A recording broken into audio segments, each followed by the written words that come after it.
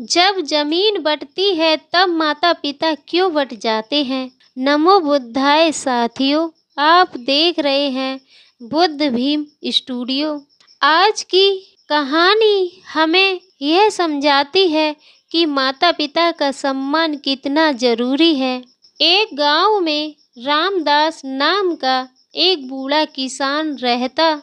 उसके 2 बेटे थे।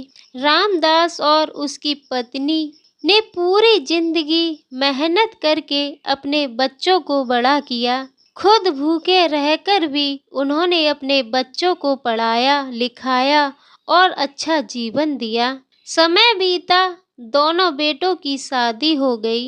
एक दिन दोनों बेटे पिता के पास आए और बोले, पिताजी, अब जमीन का बंटवारा कर दीजिए। रामदास ने सोचा, अब बच्चे बड़े हो गए हैं तो जिम्मेदारी संभालना चाहते होंगे। उसने अपनी सारी जमीन दोनों बेटों में बराबर बांट दी। लेकिन कुछ दिन बाद एक बड़ा सवाल खड़ा हो गया। अब माँ बाप किसके साथ रहेंगे? बड़ी बहू बोली, हमारे घर में जगह कम है। छोटी बहू बोली, हम भी नहीं रख पाएंगे। यह सुनकर रामदास और उसकी पत्नी बहुत दुखी हो गए। तभी गांव में रहने वाले एक भंते जी वहां आए। वह एक बौद्ध भिक्षु थे जो अक्सर लोगों को धम्म की सीख देते थे।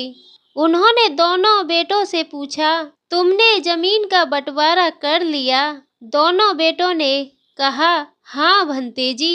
भंते जी ने शांत स्वर में कहा, जब तुम छोटे थे तब क्या तुम्हारे माता पिता ने कभी तुम्हें बांट दिया था? दोनों बेटे चुप हो गए। भंते जी आगे बोले, जब तुम बीमार होते थे तब क्या तुम्हारी माँ ने कहा था कि आज मैं एक बेटे की सेवा करूंगी और दूसरे की नहीं?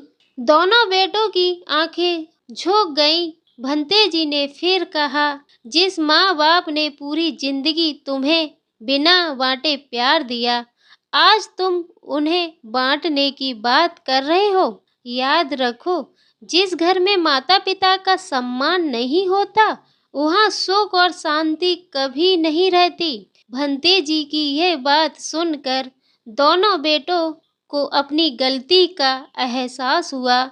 उन्होंने तुरंत अपने माता पिता से माफ़ी मांगी और उन्हें सम्मान के साथ अपने घर में रहने का वादा किया। रामदास और उसकी पत्नी की आंखों में इस बार दुख के नहीं बल्कि खुशी के आंसू थे।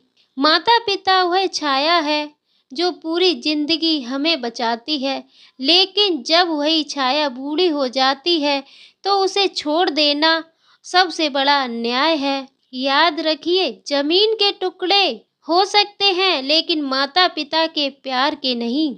अगर आपको ये प्रेरणादायक कहानी अच्छी लगी हो तो ऐसी और कहानियों के लिए हमारे चैनल बुद्ध भीम स्टूडियो से जुड़े रहिए। ऐसी प्रेरणादायक कहानियाँ सुनने के लिए चैनल को लाइक और सब्सक्राइब करना ना भूलें।